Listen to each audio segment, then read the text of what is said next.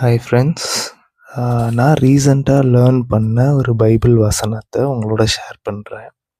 அது என்ன வசனம்னு பார்த்தீங்கன்னா, யோவான் 1 ஆதியிலே வார்த்தை இருந்தது அப்படின்னு சொல்லி ஒரு வசனம் அந்த இடத்துல வரும். அப்போது அது என்ன சொல்லப்படுதுன்னா, முதல்ல வார்த்தை இருந்தது அப்படின்னு சொல்லி சொல்லப்பட்டிருக்கு. அதாவது பூமி உண்டாவதற்கு முன்பதாக, பூமியே படைக்கப்படுவதற்கு முன்பதாக வார்த்தை இருந்தது அப்படின்னு சொல்லி சொல்லப்பட்டிருக்கும். அது கீழே நீங்கள் படித்து பார்த்தீங்கன்னா, அந்த வார்த்தை யாரை சொல்லப்படுதுன்னா, இயேசுவை குறிப்பிட்டு சொல்லப்பட்டிருக்கும். இயேசுவை தேவனுடைய வார்த்தையாக சொல்லியிருக்காங்க. அப்போ அந்த வார்த்தை என்ன பொருள்ல சொல்லியிருக்காங்கன்னு சொல்லி தேடி பார்க்கும்போது, எப்படி நம்ம ஒரு செயலை செய்வதற்கு முன்பதாக நமக்கு ஒரு எண்ணங்கள் வருது. அதாவது எந்த ஒரு செயலையும் நம்ம ஏன் செய்கிறோம்னா, அதை பற்றின எண்ணம் நமக்கு இருந்தால் தான் செய்வோம். அந்த எண்ணமே இல்லாட்டி நம்ம அந்த செயலை செய்ய மாட்டோம். அப்போது அந்த வார்த்தை அப்படின்னு சொல்லப்பட்ட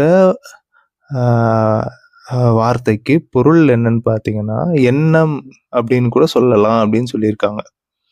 அப்போ தேவனுடைய எண்ணத்தை, தேவனுடைய சிந்தையை வெளிப்படுத்தக்கூடியவராக இயேசு வந்திருக்கிறார் அப்படின்றத அங்க நமக்கு சொல்லித்தராங்க. இதுல நமக்கு என்ன ஆசீர்வாதம், நமக்கு என்ன கனெக்ஷன் அப்படின்னு பார்த்தீங்கன்னா, இயேசுவை விசுவாசித்து ஏற்றுக்கொள்ளுகிறவர்கள் வார்த்தையினாலும் ஆவியினாலும் மறுபடி பிறக்கிற அனுபவத்துக்குள்ளாக போறதுனால நமக்குள்ள இயேசுவின் சாயல் பரிபூர்ணமாய் வருகிறது. அப்போ எப்படி பிதாவினுடைய அந்த எண்ணங்களை, இருதயத்தை இயேசு வெளிப்படுத்தினாரோ, அதே போல நாமும் இந்த பூமியில தேவனுடைய இருதயத்தை வெளிப்படுத்தக்கூடியவர்களாய் வாழ வைக்க இந்த சத்தியம் நமக்கு உற்சாகப்படுத்துகிறது. ஸோ நம்ம அந்த வார்த்தையினால மறுபடி பிறந்திருக்கிறோம்.